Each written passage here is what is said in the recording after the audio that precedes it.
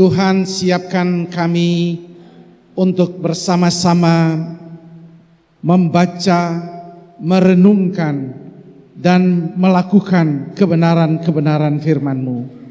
Jadikanlah ya Tuhan, kebenaran firman-Mu ini sebagai pondasi bagi kami untuk memulai akan rapat kerja wilayah, sekaligus juga menjadi pengayaan dan penguatan bagi jemaat-Mu. Kami menyerahkan pemberitaan firman Tuhan ini di dalam nama Yesus. Haleluya, amin. Silakan duduk. Sekali lagi, shalom. Bapak Ibu masih semangat ya? Saya rasa hari pertama masih semangat. Dan tetap semangat. Mari kita membaca Alkitab dalam Efesus pasal 4 ayat 11 sampai 16. Demikianlah firman Tuhan. Dan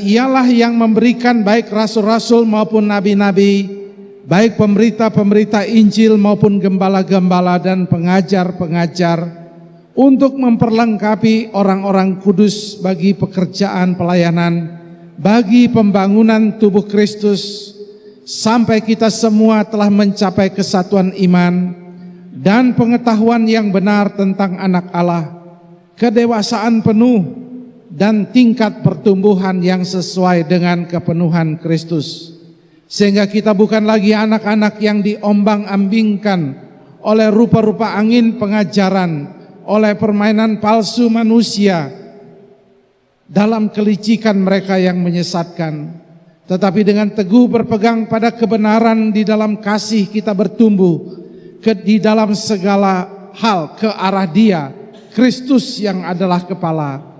Daripadanya lah seluruh tubuh yang rapi tersusun dan diikat menjadi satu oleh pelayanan bagi semua bagiannya, sesuai dengan kadar pekerjaan tiap-tiap anggota, menerima pertumbuhannya dan membangun dirinya dalam kasih. Bapak Ibu Saudara yang kekasih, di acara pembukaan ini saya mau mengajak kita untuk memikirkan tentang bagaimana menjadi gereja yang sehat, kuat dan cakap melayani. Dengan kita melihat kitab Efesus pasal 4 ini ayat 11 sampai 16, di mana kita semua tahu bahwa kita diminta untuk bertumbuh ke arah Kristus, menjadi orang-orang yang kemudian mewujudkannya dengan pelayanan di dalam kasih. Namun sebelum saya lanjutkan, saya ingin bertanya dulu, suara saya terdengar jelas atau tidak? Oke, itu pertama. Yang kedua, saya juga ingin memperkenalkan diri saya juga bagi jemaat Tali Sayan yang belum kenal saya, karena tadi belum sempat berkenalan. Pak Daniel ini orang apa? Saya orang Toraja, Bapak Ibu. Ada orang Toraja di sini? Tidak ada ya? Ada ya? Ada. Ibu saya orang Bali, tapi saya lahir besar di Bali. Jadi saya lahir di sebuah tempat Denpasar, dan ayah saya kemudian bertobat dalam pelayanan, seorang misionari CMA namanya Kenneth Van Kurin. Sebelum dia ke Kaltim, dia di Bali duluan. Dan dialah yang membawa ayah saya menerima Yesus sebagai Tuhan dan Juru Selamat. Jadi saya lahir dibesarkan di keluarga besar Gereja Kemah Injil yang ada di Denpasar, Bali. Saya sempat jadi gembala sidang di sebuah desa namanya Ubud. Dan kemudian dalam keluarga saya menikah dengan Elizabeth, ketua Departemen Pelayanan Perempuan, punya anak 2 dan 1 cucu Itu mengembirakan hati saya. Jadi saya merasa ingin lebih lama lagi hidup. Dulu saya siap mati kapan saja. Sekarang saya minta penundaan. Ya. Saya mau melihat cucu saya besar sedulu ya. Jangan cepat-cepat dipanggil Tuhan. Dan itulah tahun depan saya akan kembali ke STT Jeffrey Makassar sebagai seorang pengajar.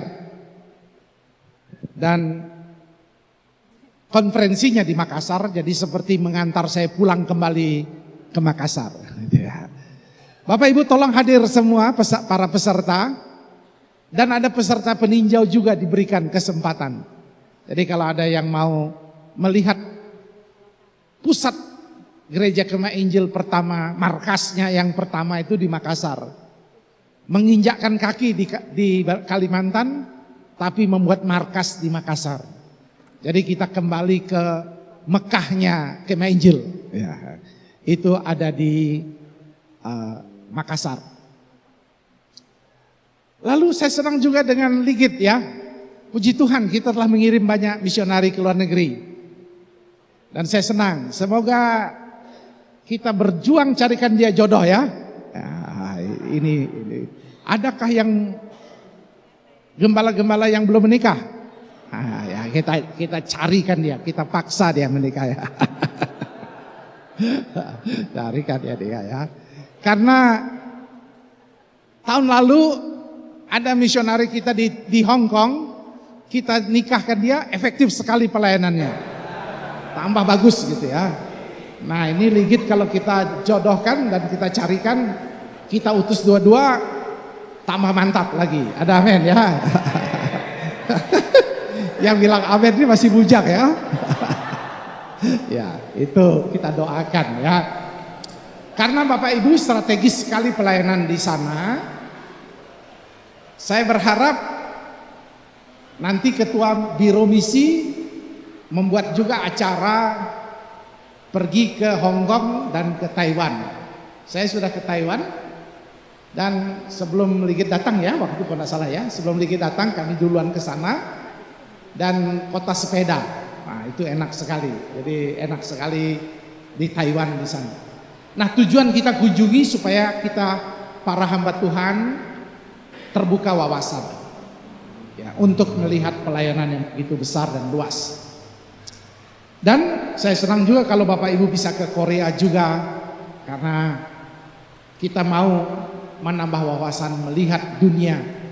Karena sudah waktunya seperti Pak Yahya katakan, Pak John katakan, kita memiliki darah daging, DNA itu Kemah Injil, itu adalah penginjilan. Maka kita mau menatap ke depan, keluar, bukan hanya tempat di mana kita ada saat ini. Mari kita kembali melihat tema kita yang menjadi pengantar gereja yang sehat, kuat dan cakap melayani. Kalau kita melihat gereja kita memiliki kelebihan di dalam komunitas kekeluargaan. Pemimpin-pemimpin rohani yang hebat,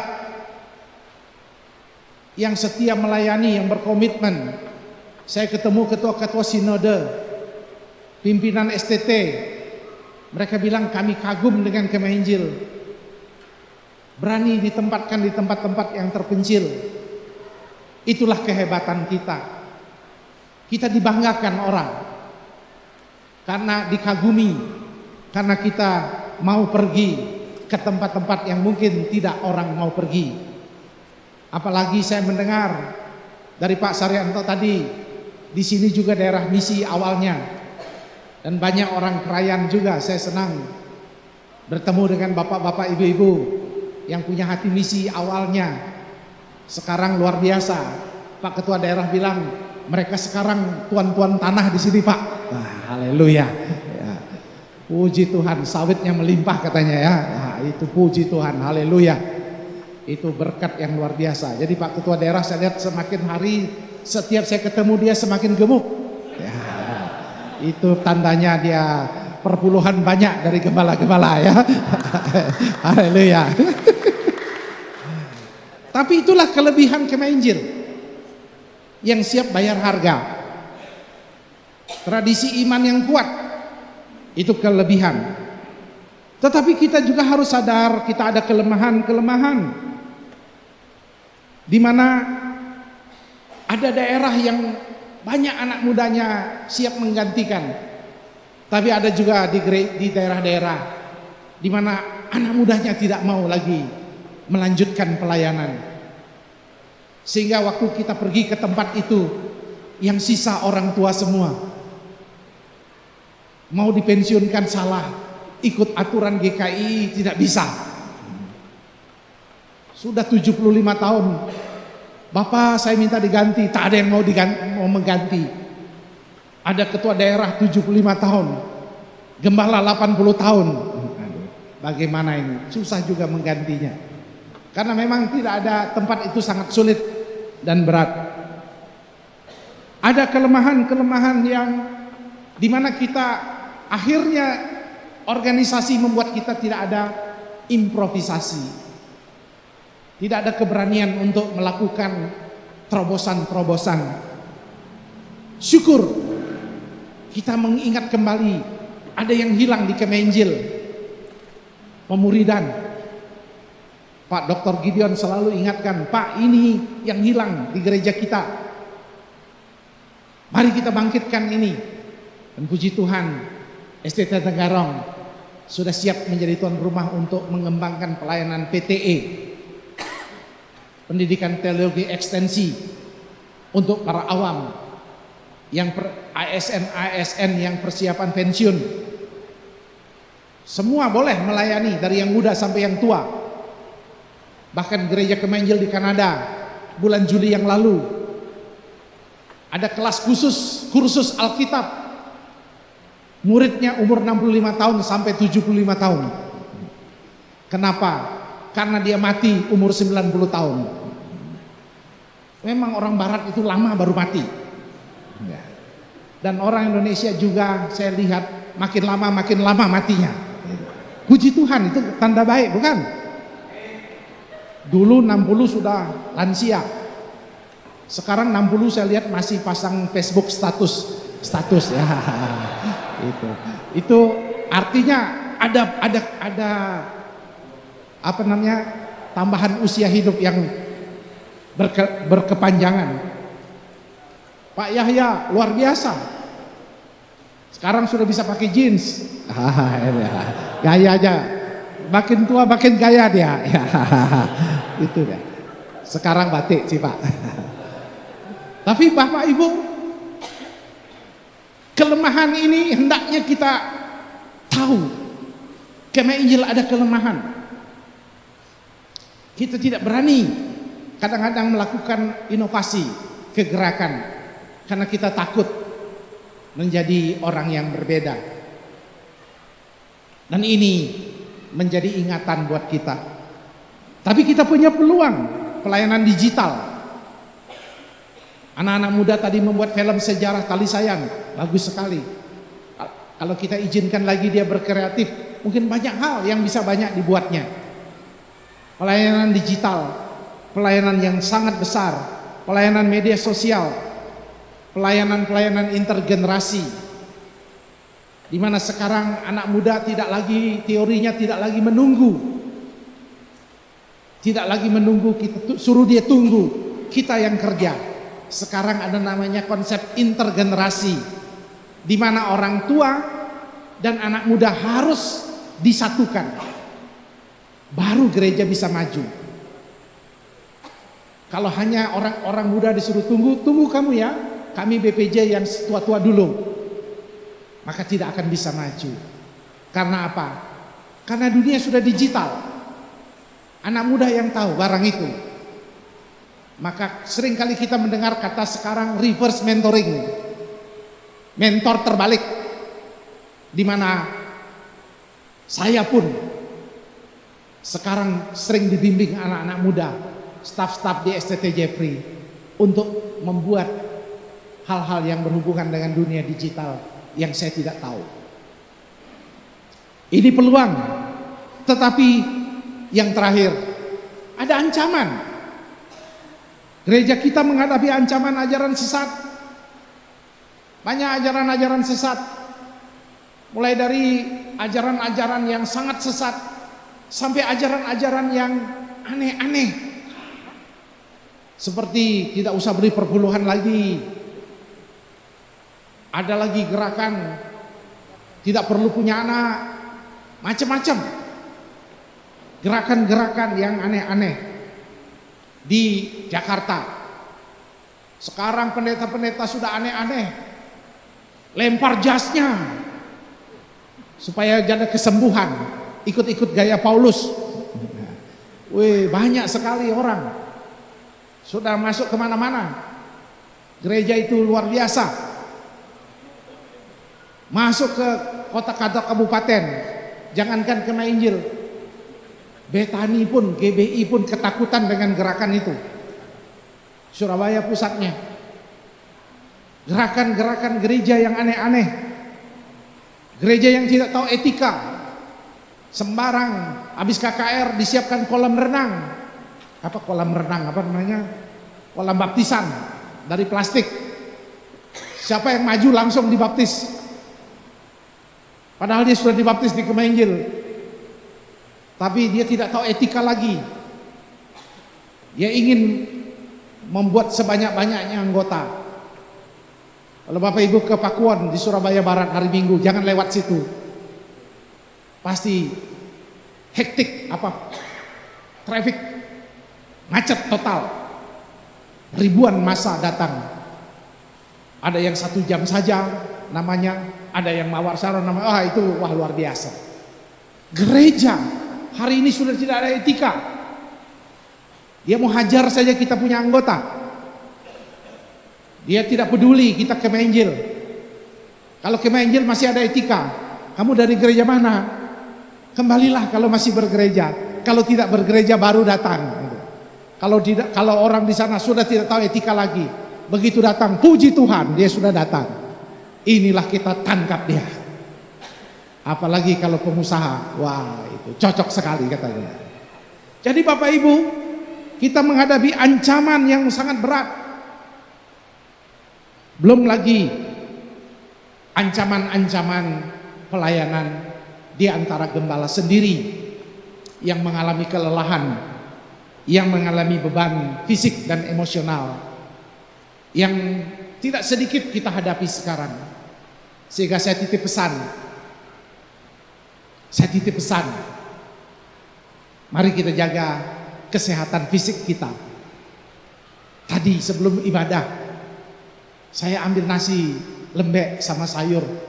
Saya lihat wajah orang gelisah. Terutama Pak Sekretaris Daerah dan Pak Ketua Daerah. Kenapa Ketua Umum hanya makan nasi dan sayur?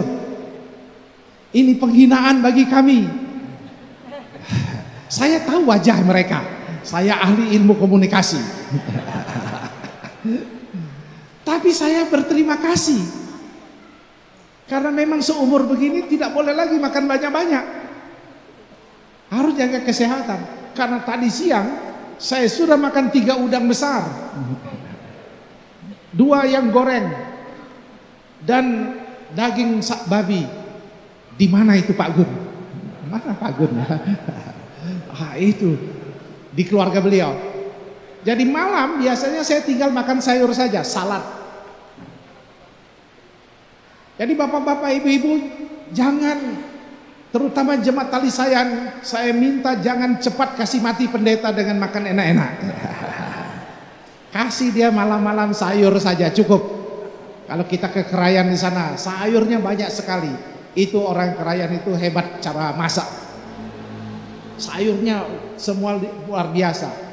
Saya harus makan semuanya. Kenapa? Ibu-ibu lihat dari dapur. Yang dia bawa dimakan atau tidak. Jadi saya tahu saya sedang diintip. Jadi saya makan semua. Jadi itu. Tapi sehat. Jadi Bapak Ibu ketika saya makan sayur tadi. Itu saya sebenarnya ada sukacita. Tapi bapak-bapak yang menderita saya lihat ya. Melihat saya. Kenapa saya cerita ini Bapak Ibu? Karena kita mau tidak mau harus belajar kesehatan fisik kita. Hari ini Jemaat menanggung risiko karena sakit daripada gembala-gembala kita. Tidak efektif lagi pelayanan berkunjung dan sebagainya karena tidak memelihara kesehatan. Jadi Bapak Ibu jangan khawatir. Kalau besok hanya sayur saja, haleluya.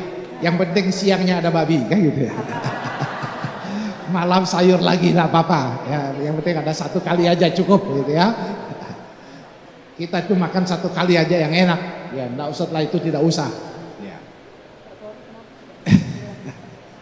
Ini yang saya sebut khotbah curhat.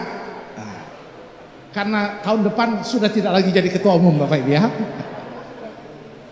Bapak Ibu yang kekasih, dari analisis SWOT inilah kalau kita sebagai dalam konteks rapat kerja, kita selalu memikirkan itu dulu. Apa kelebihan Kemah Injil?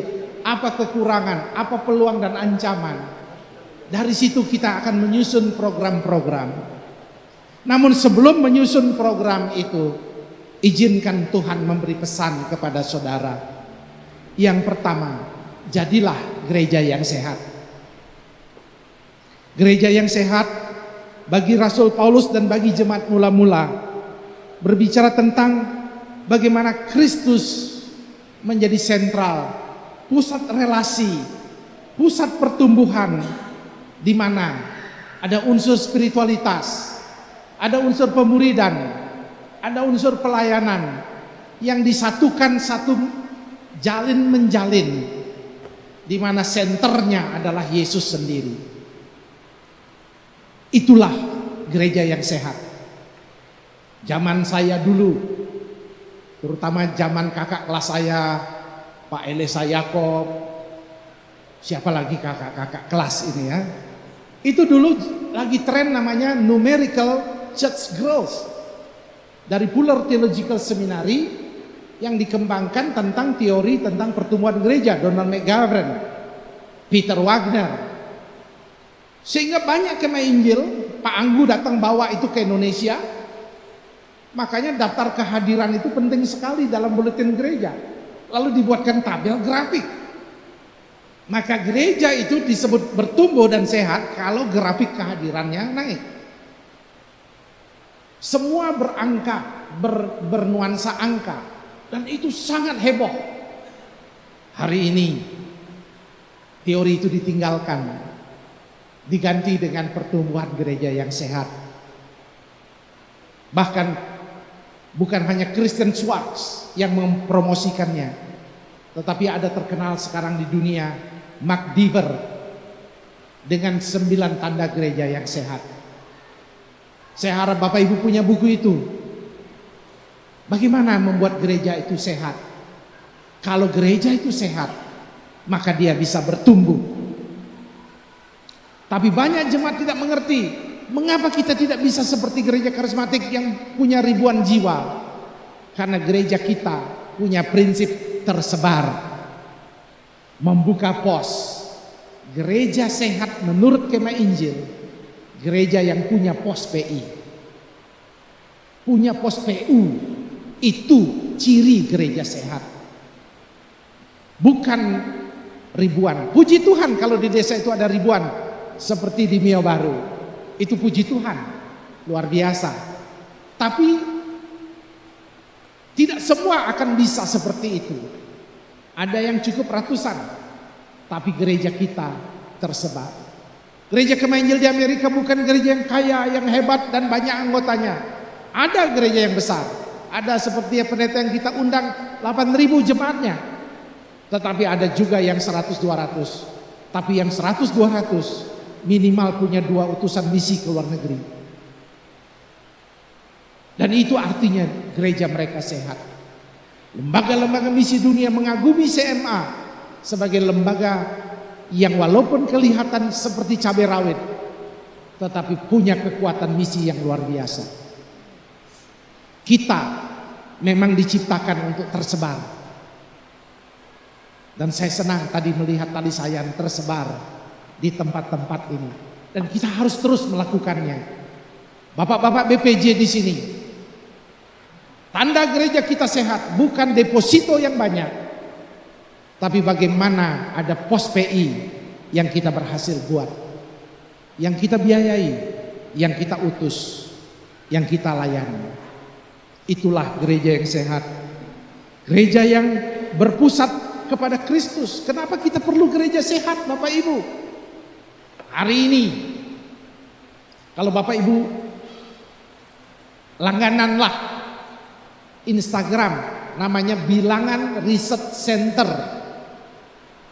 Kalau Bapak Ibu tahu bahasa Inggris sedikit, langganlah namanya Barna Group. Barna maupun Bilangan Research Center adalah lembaga survei. Bilangan Research Center di Indonesia, Barna di Amerika. Kedua-duanya menemukan hal yang sama tahun ini, bahwa anak muda kita, generasi Z kita sangat haus akan kerohanian. Tetapi Bapak Ibu akan kaget, karena yang dimaksud kerohanian mereka bukan mereka berpikir mencari Yesus. Siapa saja yang bisa menjawab kebutuhan rohaninya. Makanya tidak heran banyak anak muda Kristen yang pindah agama menjadi agama seberang, agama mayoritas. Tapi agama mayoritas juga ada yang pindah jadi Kristen. Siapa yang dia ketemu pertama? Siapa yang bisa menjawab kerohaniannya? Itulah yang dia akan ambil sebagai agamanya. Ini tantangan sekaligus peluang untuk kita menjadi gereja yang sehat. Maka khotbah-khotbah kita tidak perlu lagi moralitas, hanya aturan-aturan, tetapi relasi dengan Tuhan yang membuat mereka akhirnya menyerahkan dosa-dosa mereka kepada Tuhan. Kita membutuhkan KKR, retret remaja pemuda. Mohon Biro Pemuda, PAR harus membuat itu. Karena disitulah kesempatan. Gembala mungkin didengar setiap minggu khotbahnya. Tapi ketika mereka menghadiri KKR, disitulah tempat dia menerima Yesus sebagai Tuhan dan Juru Selamat. Gereja yang sehat adalah gereja yang memastikan setiap anggotanya mendapat kesempatan untuk menerima tantangan satu kali dalam hidupnya minimal, untuk menerima Yesus sebagai Tuhan dan Juru Selamat, dan untuk memperbaharui hidupnya kepada Tuhan dan komitmennya, dan meresponi panggilan Tuhan kalau ada yang terpanggil menjadi hamba Tuhan. Ini serius bagi kita wilayah dan daerah untuk memikirkan gereja yang sehat, gereja lokal yang sehat. Titipan pesan saya yang pertama. Yang kedua, gereja yang kuat. Gereja yang kuat di dalam Efesus 4 ini adalah gereja yang kuat menghadapi tekanan ajaran palsu, kuat di dalam kasih kepada satu kepada yang lain, kuat di dalam komunitas karena mereka bisa mempengaruhi. Alih-alih kalah dengan tekanan dunia dan kehebatan kerajaan Roma, justru mereka menjadi kekuatan yang besar sekali. Dosen saya namanya Craig Keener menulis tafsiran kisah para rasul tebal segini. Bapak Ibu, tebal segini bukunya. Saya bilang gila kalau ada yang beli. Saya tidak mau beli, saya bilang. Dia pernah datang ke STT Jeffrey. Tapi kenapa dia bisa tebal begini? Ada yang mengatakan, menjelaskan, Pak, kenapa bisa tebal begini? Untuk menjelaskan di kota Yunani itu ada 250 dewa, dan dia sebutkan 250 dewa itu satu persatu. Dan bagaimana pengaruhnya kepada manusia sekitarnya. Tapi mengapa bisa dihancurkan dan hari ini Yunani menjadi Kristen Ortodoks yang kuat? Karena ada Rasul Paulus yang mengerti akan kekuatan Injil, kekuatan kasih, kehebatannya. Gereja yang kuat, gereja yang kuat dalam ekspresi kasihnya, gereja yang kuat dalam kemandirian, termasuk dalam pemberiannya, dalam pengorbanannya, dalam banyak hal kehidupannya. Saya selalu mengatakan, kalau Bapak Ibu mau merasakan hadirat dan kuasa Allah bekerja, jangan hilang dalam keluarga saudara, memberi. Saya selalu katakan pada anak-anak, jangan pernah ketika engkau bekerja, anak saya yang pertama, jangan pernah engkau tidak memberi perpuluhan kepada Tuhan. Karena sejak mudamu kamu harus mengerti bahwa untuk menjadi kuat di dalam Tuhan, hanya dengan hati yang berkorban di dalam hidup ini, maka dia bisa kuat di dalam kehidupan dan kekristenan. Bapak Ibu yang kekasih, ini titipan pesan saya. Sehingga Bapak Ibu memulai sebagai pemimpin-pemimpin gereja, ketika kita melihat persembahan-persembahan jemaat, daerah-daerah melihat jemaat memberi persembahan, kita tidak menghakimi mereka. Tapi kalau ada penurunan, kasih langsung lampu kuning. Ada apa persembahan ini menurun? Bukan untuk menghakimi, bukan untuk mengancamnya. Awas ya kalau tidak memberi perpuluhan, nanti kena disiplin gereja. Tidak. Karena dalam pemberian yang menurun, bisa jadi banyak faktor. Bisa karena dia memang usahanya menurun, kita perlu doakan. Bisa karena kerohaniannya yang tidak kuat lagi, sehingga mereka tidak merasa beriman untuk perlu memberi. Maka kita perlu memberi pengajaran, perlu memberi kekuatan. Jangan biarkan persembahan itu menurun Bapak Ibu, dan cuek saja. Tapi ada juga gembala, begitu persembahan menurun, dia mulai khotbah dan mulai marah. Awas binatang pelahap. Belalang apa? Belalang pelahap. Sawit-sawitmu akan hancur katanya ya. Nah, jadi mulai ancam-ancam sedikit ya. Akhirnya Bapak-bapak mulai takut-takut sedikit ya. Itu Pak Gembala sudah mulai kasih peringatan-peringatan katanya ya. Bapak Ibu, kita tidak perlu menakut-nakuti, karena kita tidak di bawah kutuk lagi. Tapi kita perlu tahu, ketika dia tidak memberi, ada masalah dengan semangat berkorbannya. Ketika dia tidak mau berkorban lagi, maka dia tidak akan kuat menjadi orang Kristen. Karena dalilnya dia harus kuat. Dan dia kuat kalau dia punya spirit sakrifisial seperti Yesus melakukannya. Maka kita harus periksa. Saya selalu bilang sama Pak Bendahara, Pak Chow, ingat cek. Kalau turun mulai cek. Apa kita bisa buat? Berdoa. Kita BPH berdoa, Tuhan bulan ini persembahan menurun. Apakah kita, oh Tuhan supaya naik? Tidak. Tuhan, kalau ada gereja-gereja lokal kami yang karena ekonomi mereka mengalami kekurangan, lawatlah mereka Tuhan. Jadi kita harus doakan. Kita harus beri kekuatan iman, bukan dengan mengancam. Ada juga pendeta yang tidak berani, maka suruh undang pendeta lain, temannya seangkatan. Teman, kau khotbahlah di gerejaku, tapi khotbahnya perpuluhan ya. Karena takut ya khotbah perpuluhan, jadi dia suruh temannya. Temannya naik juga.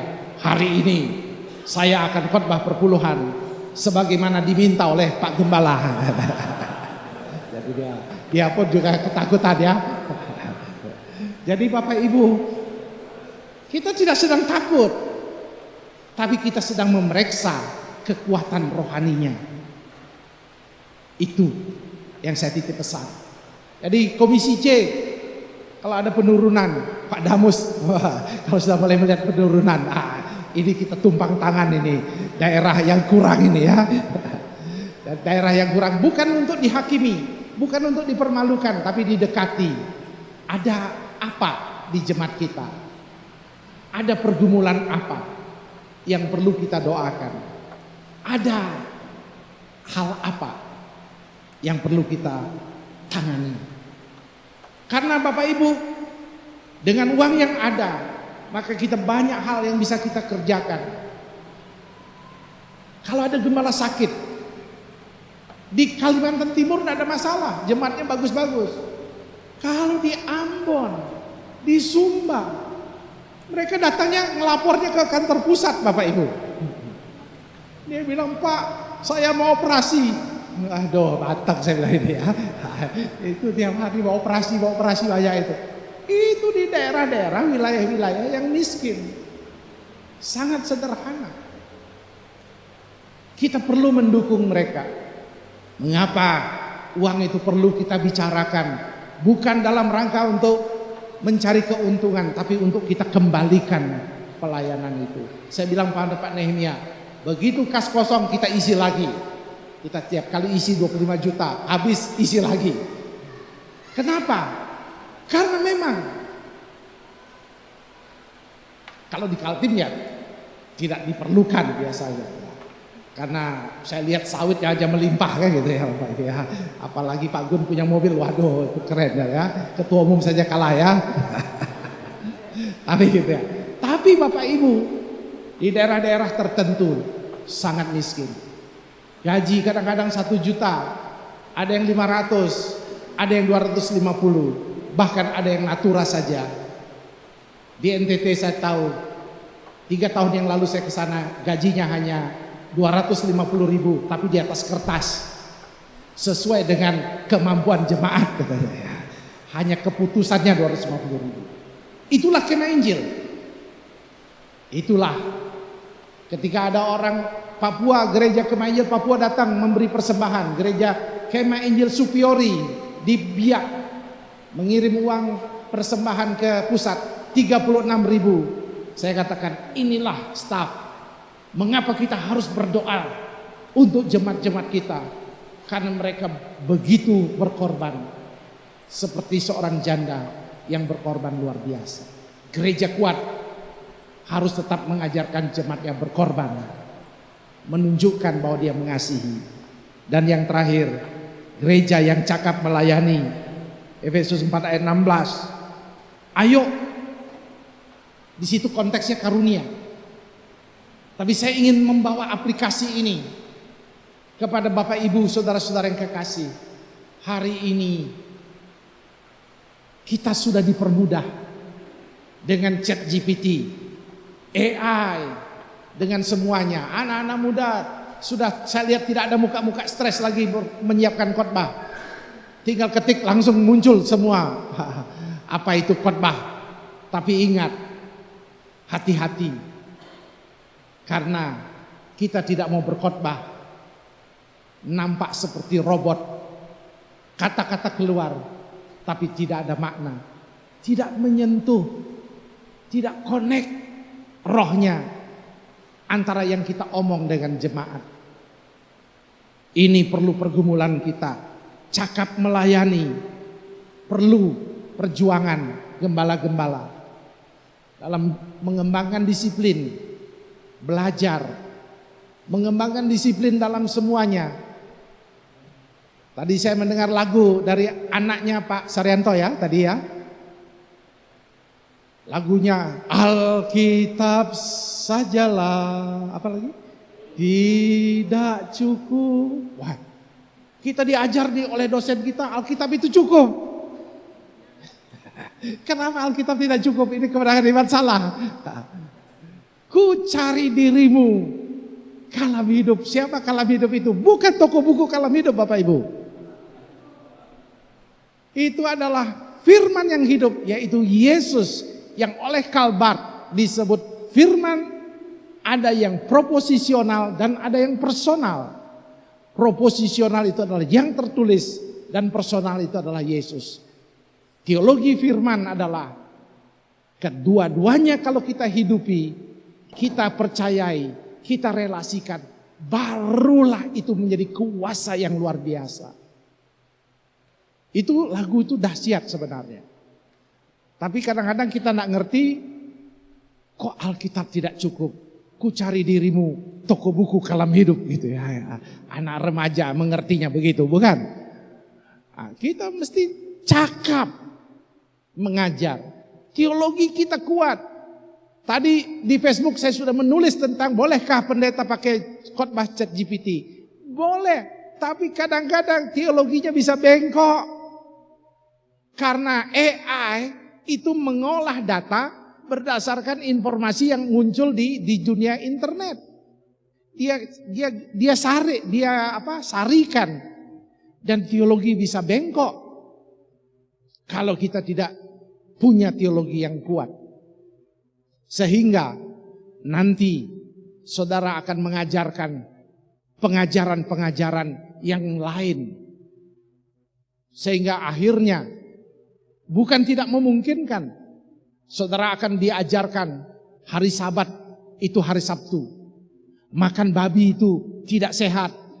Karena gereja Advent yang kasih hari ini khotbah tentang makanan. Makanan yang dilarang oleh Tuhan babi.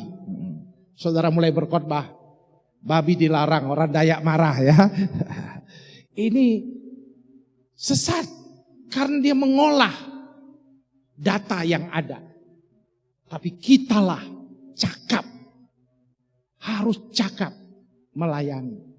Jemaat kita, mereka semua adalah orang-orang yang tidak mungkin sekarang gelar memang tidak menjamin Bapak Ibu. Tapi anak-anak muda kita itu luar biasa. Pintarnya mereka. Pengetahuan mereka tak terbatas. Cara mereka melihat dunia itu berbeda dengan kita. Kita ditantang untuk cakap melayani. Itu sebabnya saya mengajak saudara-saudara dalam rapat kerja wilayah ini melakukan studi-studi banding, melakukan hal-hal yang bersifat melihat dunia di sekitar kita untuk kita implementasikan apa yang kita bisa kerjakan. Sebagai penutup, dunia banyak tantangan, tetapi kita percaya seperti Pak Ketua Wilayah katakan, Kemah Injil akan terus ada, terus menjadi kuat, terus menjadi sehat sampai Yesus datang. Ada amin.